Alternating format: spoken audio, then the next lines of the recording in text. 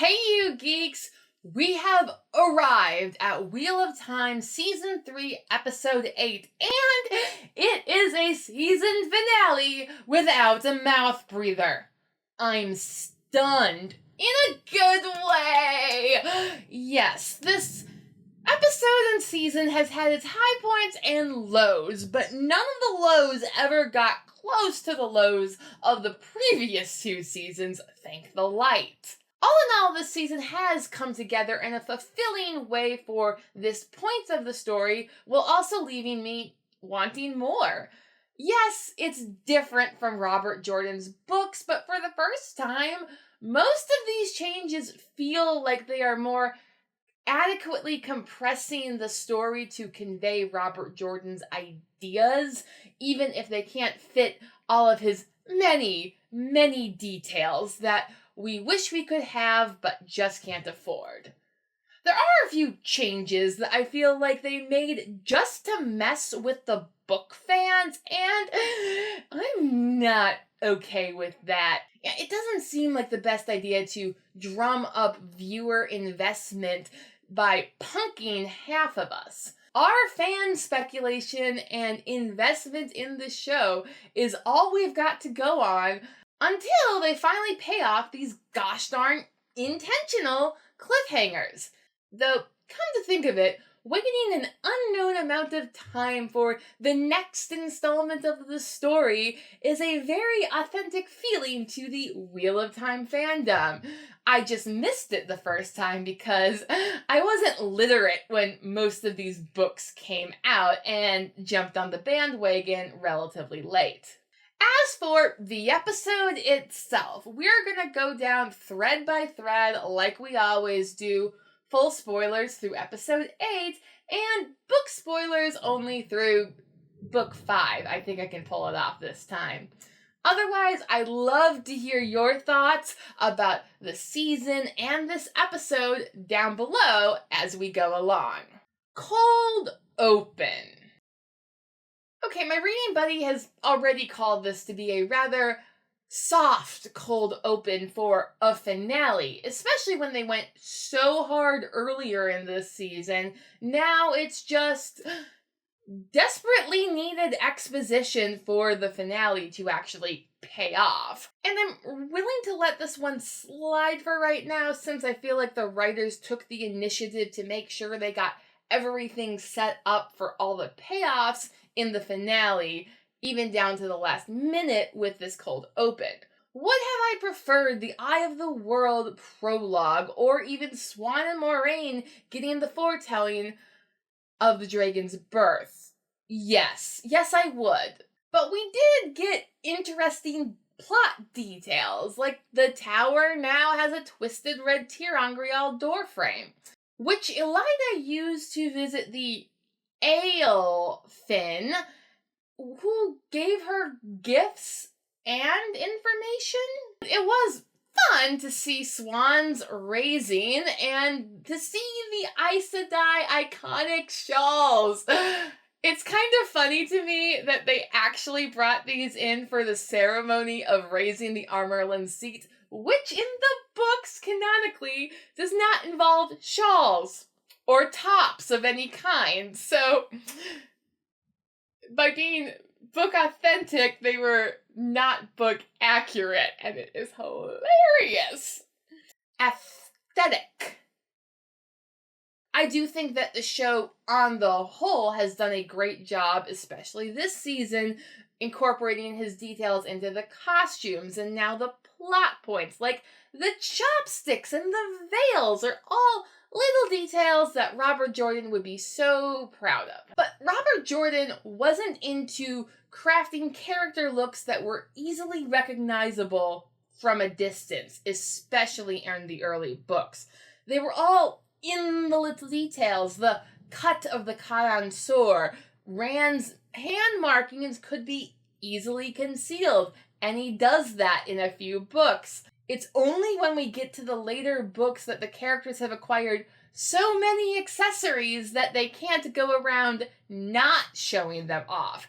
This is why I think a lot of cosplayers and artists draw the characters from later in the book series so that we know who they are from a distance. Thus, the show has had to compensate for this, and we get Savannah's avant-garde Aiel garb, and Tanchico being a sodden wreck of a city, even in the palace. I can get that in the world of dreams it is said the city was rotting, and having that visually displayed in the slums is one thing, but Amathera's palace as a jungle ruin I expected Mowgli to, wander out a few times there, so that was a choice and an overcommitment to a bit, but hey, they were trying something and they committed, so at least there's that. The Waste.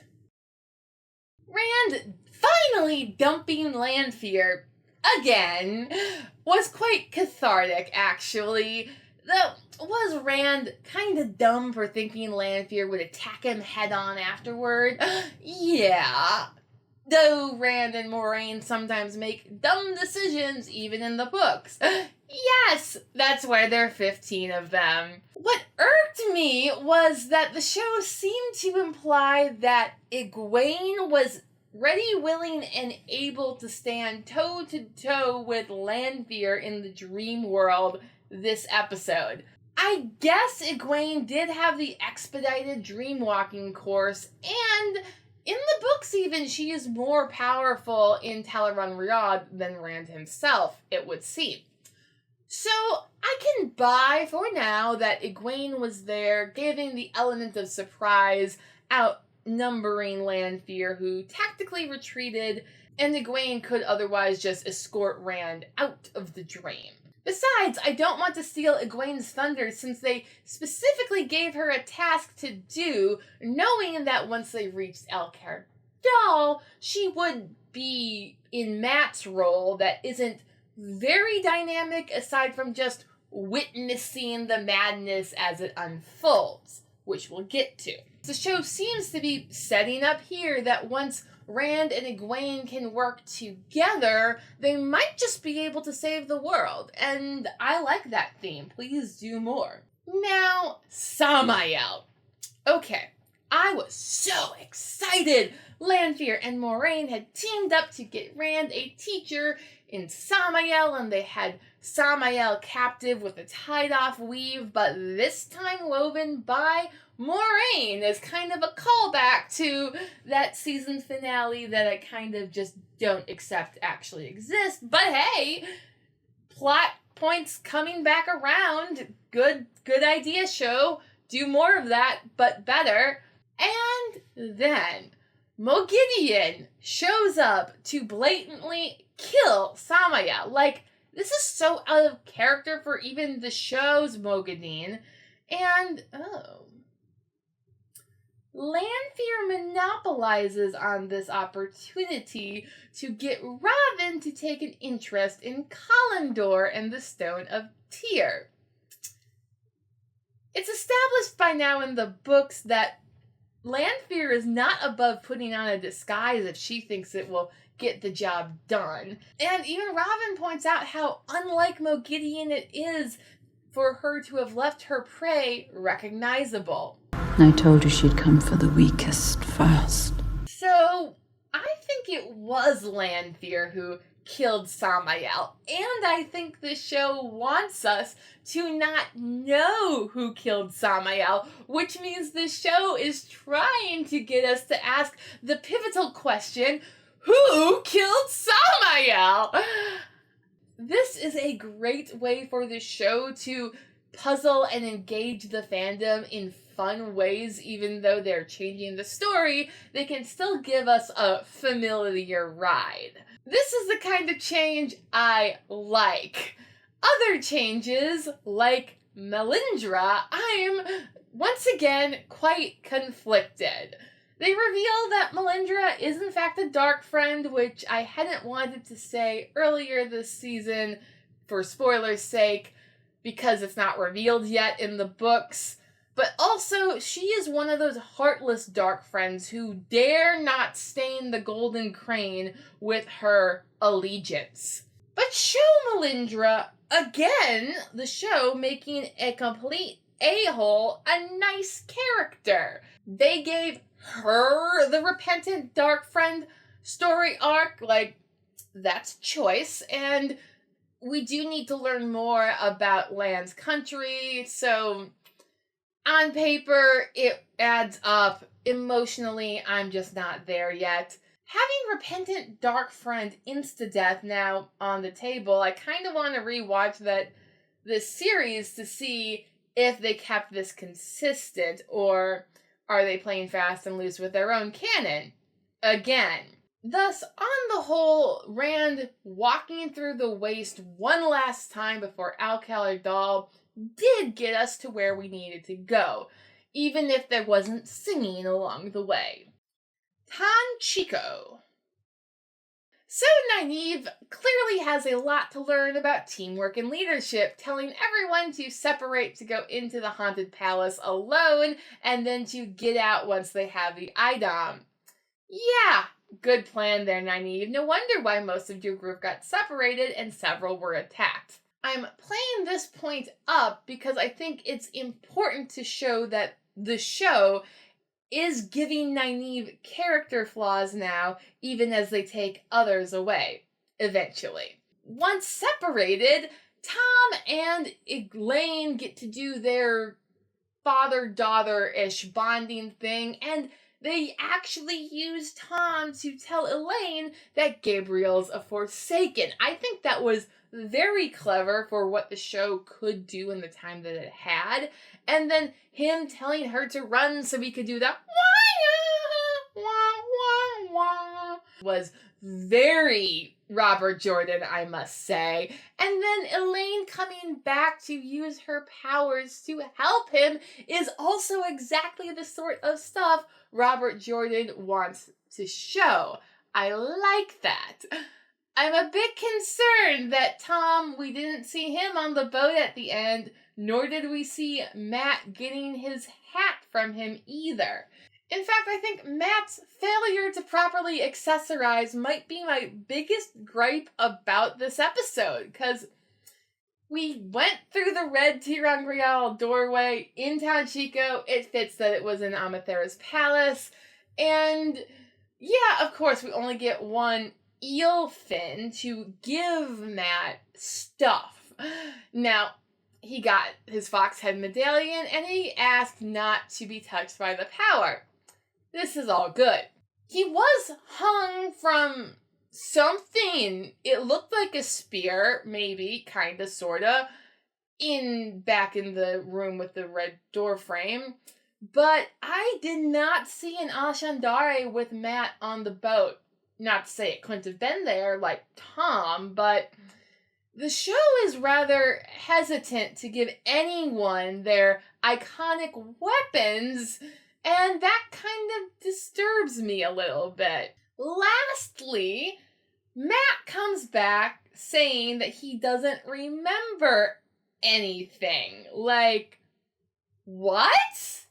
He seems to remember Min, and his ask is for getting fixed.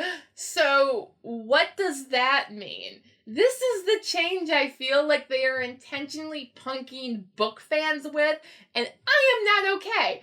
Matt's memories are not Jordan being subtle about a plot point here.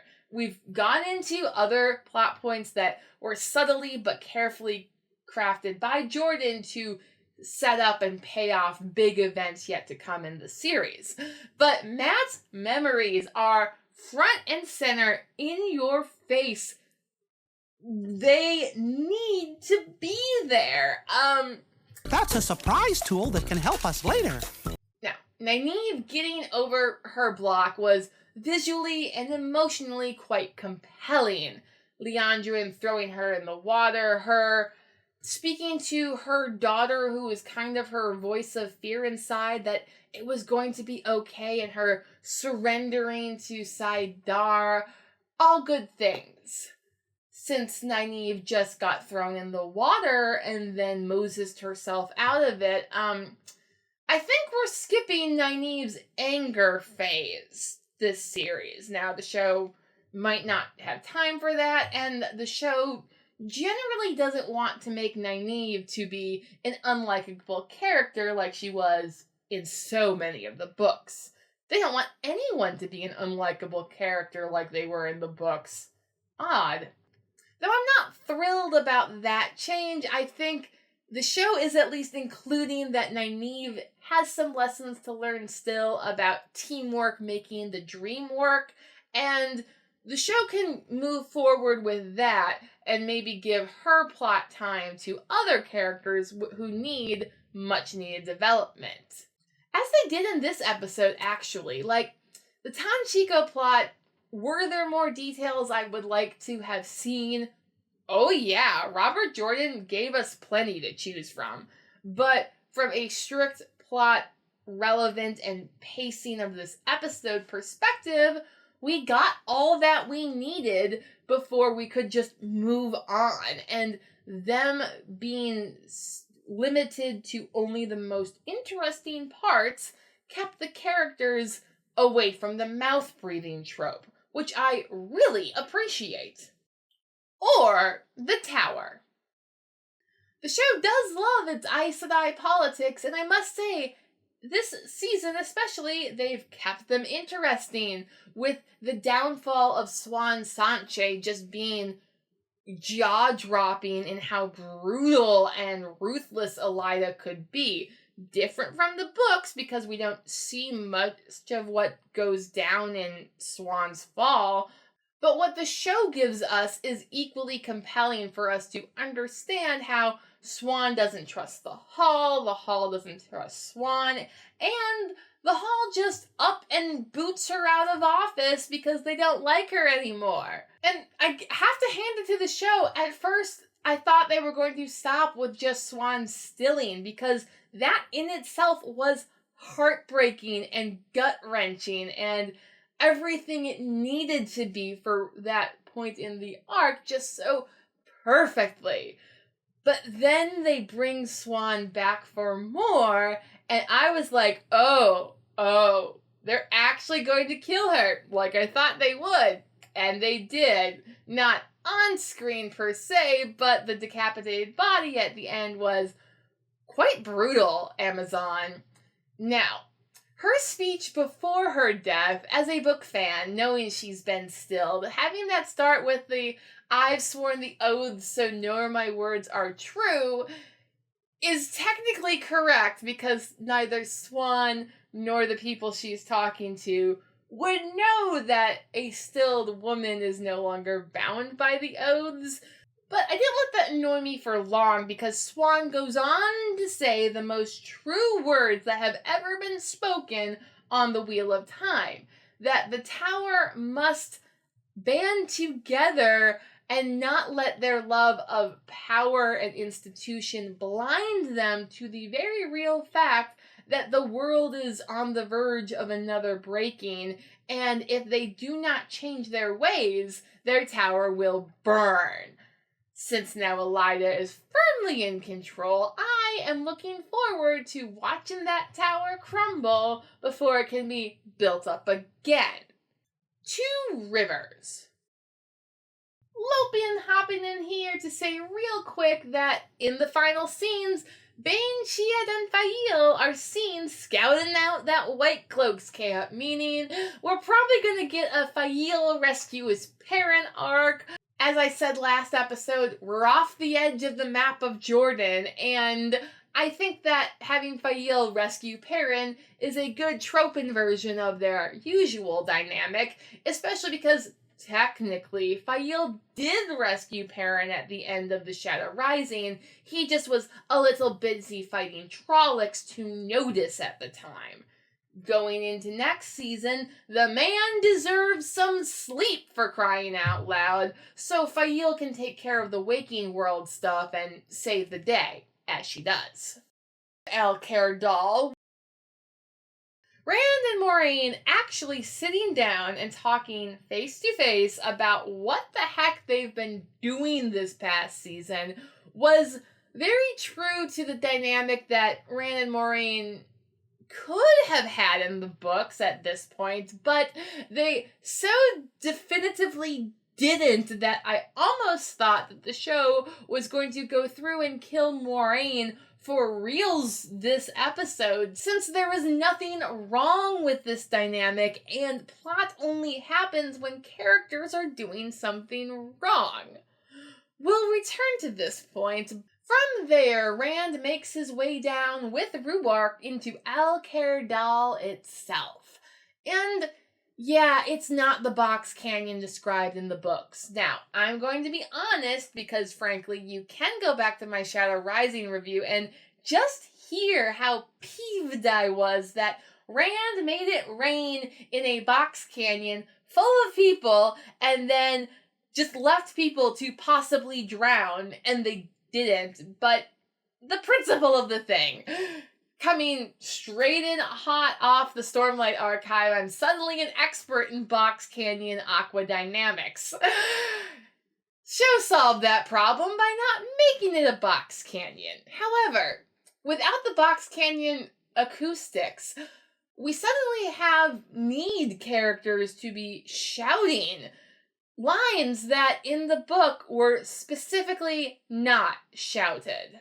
Rand walking down the steps in that cool, calm, collected, unnerving manner was everything Rand needed to be in this scene. And then it just kind of descends into, "How did you put your name in a goblet of fire?" Dumbledore said, calmly. Though I missed Wash the Spears, I did appreciate them including Rhuarc saying Rand al'Thor is the Kara Karn. I think the timing was a bit off because he said it long after the division had begun and Rand was going crazy with the water stuff. Of all the things to underplay in this scene, having the general masses of Aiel just kind of look to their chiefs who don't say anything, that's the confirmation they give that Rand al'Thor telling them that they're Oathbreakers is true?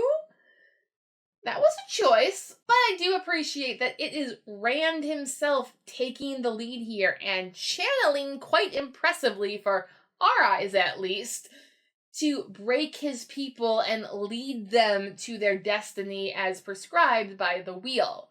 Meanwhile, Moraine is fighting Lanfear, which is rather subdued for two channelers, but since it gives good contrast between what these women can do and what Rand the Bloody Dragon Reborn can do, this is the kind of power differentiation I like to see. I also like that they found a way to save Moraine by using Lan and having Lan show up to tag team Lanfear, because that's exactly what Brandon Sanderson told them to do in the iconic fight from episode 1, because this is the kind of dynamic that Lan and Moraine are supposed to have, and Moraine using that to outdo Lanfear. This is how the Wheel of Time rolls, people, and I love it. Now, I'm not at all surprised that they didn't kill Moraine or Lanfear this season. Both are played by very strong actresses who are holding the show up with their star power. Not to mention, it wouldn't have been book accurate, so this is a win-win for me. But since the show had made such a big deal about these two coming to blows with the intent of killing each other, I was very skeptical at how they could possibly weave this in a way that wouldn't annoy me. And I must say, they did not annoy me. Good job! And to wrap it all up, the show actually does end with a quote from Robert Jordan's own Koreathon cycle. This felt so right. This is how Robert Jordan ended so many of the books. And with Moraine saying it and flashing to the relevant characters that these words applied to, just felt like a Wheel of Time episode should. Though they now make it abundantly clear that Rand and Egwene are going to be endgame, one true pairing of the show. And I cannot put into words how weird that is. Like, this isn't book spoilers because the two were barely a couple. And I talked about this with one of you guys in my comments, how weird Egwene and Rand's relationship is, and how he wasn't exactly great at fidelity in the books, but really, him sleeping with Egwene in his arms in the waking world and dreaming about Lanfear puts him on a level of cad that Robert Jordan, despite everything, managed to avoid with Rand al'Thor. Sure, he was an insane, power-hungry maniac for some of the books, but he at least wasn't a cad. Good for him. Now, we're finally getting some taste here of Rand, the magically insane Dragon Reborn. The season ends with Egwene telling Rand to let go, and he's just screaming at the sky. You always know it's good fantasy when someone is screaming at the sky, and it answers. Now I'm imagining that Rand is going to be thoroughly tainted once season 4 rolls around, if ever. And maybe that's why Rand and Moiraine got that conversation in this episode, because we thought it was setting up Moraine's death, but actually Rand's sanity was not long for this world. So when we come back to Rand and he's doing these things that make viewers uncomfortable, we can come back to this episode and say, no, he wants to win the last battle for the light. He wants to do what is good. He's just doing terrible things while doing it. And if the show can commit to that with Rand, since they've kind of backed out of doing that with, like, any other character, I say that there is hope for the show yet. This season on the whole, it's still very fresh. I still need to digest a lot of it, but I'm pretty satisfied with how this went down, and I hope that they grow bigger and better from here, and that we get 12 episodes in season 8 to give that last battle all the oomph we need it to have. Let me know your thoughts down in the comments. Otherwise, please like, share, and subscribe if you want to see more. Thanks for watching. Bye!